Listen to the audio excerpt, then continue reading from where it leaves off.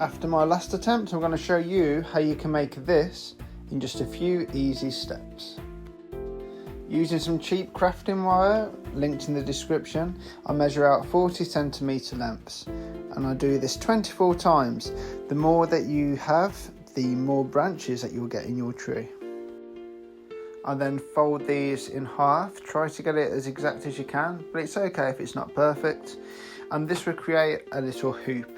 That hoop is going to be where your trunk is, because once you've twisted them together tightly at the bottom to create your tree trunk, that bit at the bottom is going to be your roots once you've cut it. And what I've realised is the best way of doing this is to branch it out into 3 strands, and then you just keep twisting and you create further branches that branch off those branches, and have a play with it, and eventually you will end up something like this. The idea is to just twist and have some fun with it. It might take you a few attempts to get it right. I've practiced a lot to get it at this point, but that was on the same trees over and over again. This is only my second tree, which should tell you just how easy this is.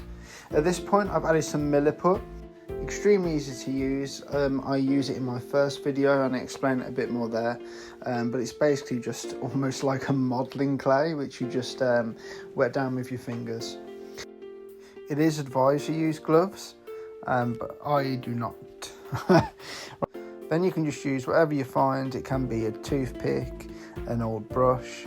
I'm just using this tool here, anything, even your fingernail, just to create the lines on the bark. And then I spray with some black primer all over the tree, just to get that kind of dark shadow effect.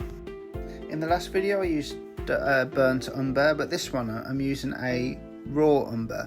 I found that the burnt umber on the black just was too dark to see. This one, once I applied it, looks like a bit more of a muddy colour, which is completely fine. I felt like it did improve the look of the tree overall. It does look more like a tree. It doesn't come out as bright as it looks here, as you can see right here. And then the next part is I use a dry brush of that same raw umber colour with a mix of white, just to try and get a bit more colour on it. Then finally I used a burnt sienna, and I just kind of brush this on sparingly. It doesn't look as bright once it's dried, and that's just to give the tree a bit of warmth. And then onto the canopy. With the last tree I did, I just had one overall polyfibre canopy. This time I decided to break it up into parts, so it looked a little bit more realistic and didn't look like a broccoli so much. I felt like this really improved the look of it, and it made it look a lot more realistic. Once I'd finished applying all the different canopies across the tree, I sprayed it with a glue, and the same one that I used in my very first video, just to attach it. And then finally I used a mix of the exact same clump foliage, and I went with more of a darker colour over the light, just so it looked that bit more realistic.